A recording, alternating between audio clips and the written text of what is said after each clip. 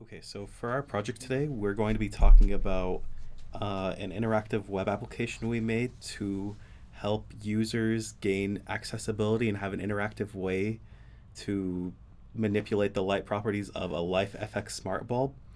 Uh, the purpose of this was to help all of us get experience with API regarding hardware and to demonstrate technical expertise in the course material.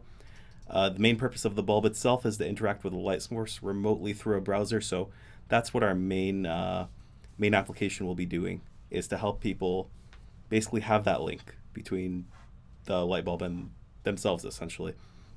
The LifeFX bulb itself is more or less a smart bulb.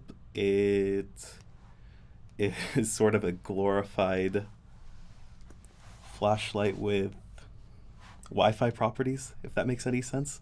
So it will have a lot of use when it comes to someone who, maybe they have some sort of medical condition like epilepsy, where they can't have a light coming on too strong or too fast, or someone who, like me, has very high light sensitivity. They might want to use something like a light night or lower the strength of the bulb. Um, and yeah, I'm going to hand it on over to Luis. Technology used. We used React.js, which is a JavaScript framework, which allows for stronger computational power while having a lighter build. This helps create simple user interfaces, and it gives tremendous control to the developer. We also used the LIFX API, which is the API for the Smart Bowl. Since it's its own API, developers have more control to what affects to lighting and how to light, timing, and different scenarios they might want to use while having the bulb in their disposal. And of course, we use HTML and CSS. This is the foundation for our design and web page. The modules we used were three different ones. First was NPM. Next, it was Material UI and React Router DOM. As far as NPM, a software package manager that makes it easier for us to share and reuse JavaScript code. This makes updating code easier, especially when we're sharing code and making changes. Material UI, which is a React framework, and a Material UI is an open source project that features the React components that implement the Google Material design. And finally, React Router DOM, which is an export DOM awareness component. It's like a link which renders a and browser router. React Router DOM basically allows the navigation web pages in React. React Router DOMs are export DOMs aware components like a link and browser router components. React Router DOM basically allow for navigation through the web pages in React, and we use this through the project. So for the design, the initial idea, we wanted the center to be color wheel while having the less crucial controls surrounding it. The intention was for the user to have full control. Viability of the original idea was starting to fade due to lack of technical prowess. Issues with rendering and the inability to debug the issue resulted in a change of the original design. While the design was not the exact one envisioned, it still provides the basic control of the bulb which we desired. All right, so how we first approached this, we first looked at the two options that we had from LifeFX, the HTTP API and the LAN protocol. We originally looked at the LAN protocol, but it was a bit more on the technical side and it was more limited because it was only going to be local area. So we decided to go with the HTTP API. We followed the overview and we went through the authentication tutorial that they have on their website. And we followed through the tutorial and we were able to register and obtain a token. With this token, we later on went down to the API endpoints and we looked at the options that we had. For example, there was a get, list lights, put, set state, put, set states, post, state delta, post, toggle power, post, breathe effect, post pulse effect, post cycle, get list scenes, put activate scene, get validate color. So these are all the API endpoints that we can hit and actually modify our light based off of those API endpoints. So we first originally started the light controls tab. We did just the bare bones. We literally just added basic tag elements, HTML elements. We started off with the breathing one. We had originally some trouble in the code when we actually tried hitting the API. We did not know exactly how that was going to look like. We tried the examples on the website, but we still had to modify some of that code. So in terms of modifying the code, we went through a lot of trouble because we had to, first off, we had to actually use the fetch function that JavaScript has. And then we had to insert the method, the body, and the headers. We also had to add the token to the authorization bearer part in the header so that the API understands that this is verified and authenticated by a user who already has an account. So what we did is we actually used React's state to our advantage. So in order for us to use it to our advantage, for example, we created the breathing function. We have a label, and then we have the select values that you can choose from. I wanted to make the function for handling the updating the state part automated. So what we did is I actually inserted a string inside that function. For example, this.handle change, and it has colors inside of it. That's the string. And this allows us to automate because when we use handle change, all we have to do is pass in the name with a bracket and then target the event.target.value, and then it'll automatically change the state. So like, for example, if we were to look at this.state periods, cycles, value, and choose color, these are our states. When the states are changed, React literally reacts and it changes the environment that you see. So for example, when you go to LIFX control, let's say you want to do red and then you hit it. So what's happening is it's changing the state. So in that instance, let's see. So we go back down, we go to permanent color. So I'm literally choosing a color and I chose red. We gave it the value of red. So when you go to handle change function, literally it inputs the red string right here, and then choose color is our variable, and that's updated up here. So then that means choose color is red. This is red by default, but I promise you that's not what comes out all the time. So then when you change that state, when you click the button underneath that, so if I show you right here, this.pick color. So as soon as I click this button, on click, this.pick color is the function that is called. And I'll show you what that looks like right here. So we basically prepare the state. So we create an object, data state, and then we make the color equal this.state.choose color.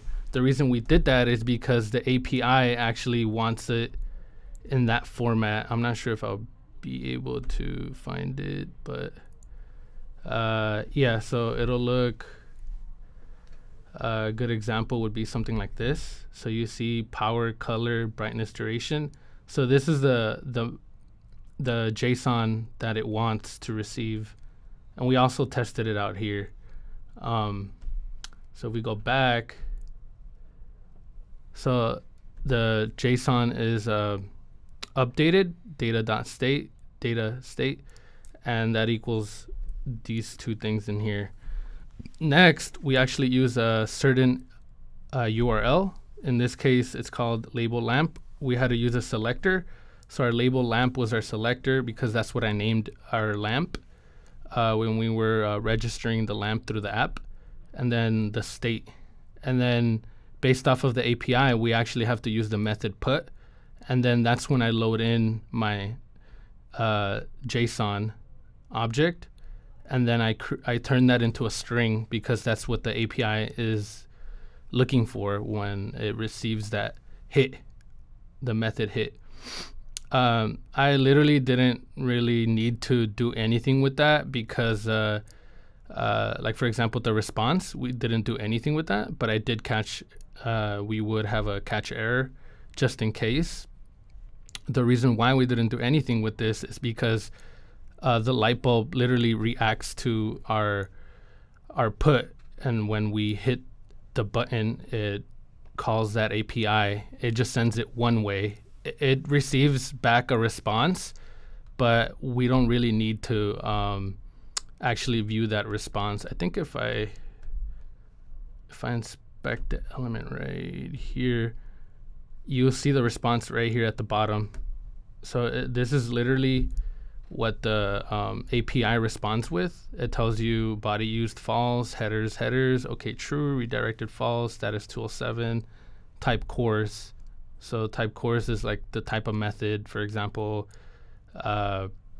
put, get, and yeah, so that is the basics of how we handled that. The slider was another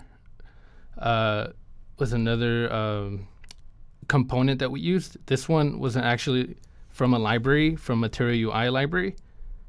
We wanted to have it so that it looks like you can easily slide left and right and increase the brightness. This is another React library that I believe Google did.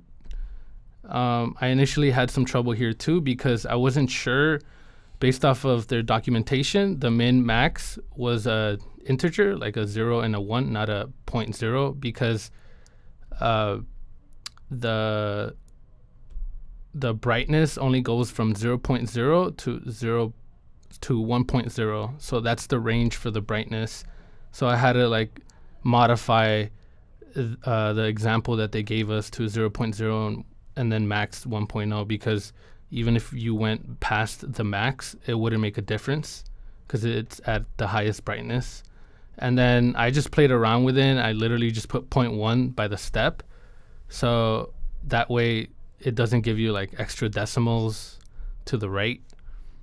That was basically it. And then the rest is about the same thing. I use this.handle.change, and then we create different functions. So for example, we have our on-off function, which is toggles a different, fetches a different URL. And this method, we actually use post, and all we pass in is authorization and bearer along with the token. Then we have breathe. This one actually uses the URL called LIFX breathe, and it uses the method post. And in the headers, it has authorization, bearer, and the token. And then you have to name the content type, application /JSON. So it's right here actually, so that the API knows how to handle that. And then set the state. This is the other one that we used. It's similar to the one that we used up here with the stringify. Yeah, so breathe. Similar to that, but I pass in a different value. In this case, brightness, which would be either starting from 0.0 all the way to 1.0. And I have a pick color function. So this is the one where you pick the color and it sets it. So if I show you right here, you go to purple, click on it, and changes to purple. Yeah, so I basically changed the state to purple, and then when I click submit, it calls this pick color function, and it then initiates this fetch function, and it calls the API, and then we receive a response. And that's basically it for the main function and how this application works in terms of how it communicates with the API and the light. Hey guys, I'm Jeff. I mainly design the look of the site. So this is the landing page that the user is gonna see. It's a pretty simple layout. I decided to, just have an image span the entire page with just a few buttons, just to get right to the point. I put a nav bar up here. It doesn't actually redirect you to any other link. It's all a one-page app, and I'll show you in a bit how that works. So if I click here, it's going to bring me to the page, the app itself, where I can access the light controls. Here's the About Us page, just a little information about our group. We separated each of our names into their own separate cards and put pictures alongside them. So yeah, that's it. That's pretty much it. Here in the code, so this is the index.js, and what it does is this is a React DOM.render, which calls the main component first, and I'll show you what main does, and it's gonna place it in the root, and we do that by document get by element ID. And the root is actually in the index.html in a single div. So this is where everything's going to be placed, right there. And index.js is what does that. So looking at our main component, I used a navlink and a hash router. And basically it allows us to keep all of our pages all on one page, and all it does is it calls the different components that we have, and I can show you my different components here. So here's the home component, which is the first page that the user will land in. And all it has is a button to access the light controls with, nothing else. Oh, here's the app page. Let me open it up. So here's the app component, which also gets called. And then here's the About Us component. And it's just the About Us page. So yeah, nothing has to be reloaded, nothing has to refresh. It all works in a single, all at once, which is why React is pretty cool. I didn't know how to use React before this, so I kind of had to do some learning and research to fully understand how it worked, and I'm still learning. But it's really cool with what you get to do with it. And that's pretty much it for the design. Alright, so now we're going to demo our app. So here's our landing page. We're just going to click Access Light Controls. And here we have the app options. So we're going to do Breathe last, but I'll show you all the other options. So here's me turning it on and off. There you go. I can change the color as well. So let's change it to blue.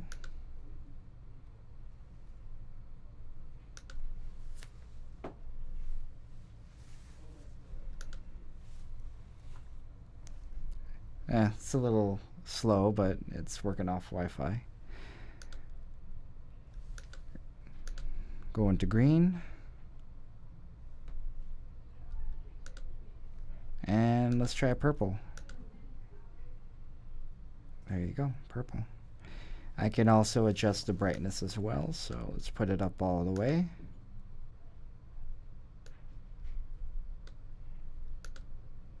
And dim it all the way. And now let's set it to the middle again.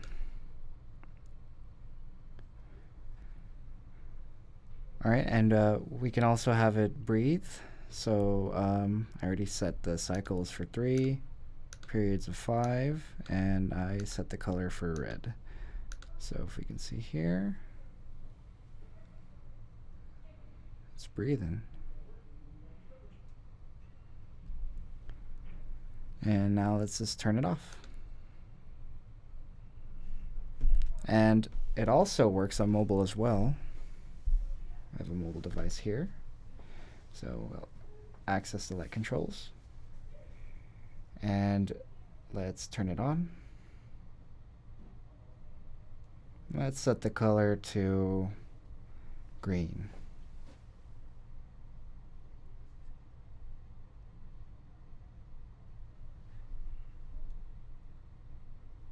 There you go. Put up the brightness all the way because I'm trying to see. There you go, it's much brighter. Hurting my eyes a bit. And the breathe function also works as well. Let's set it to purple. 2 cycles.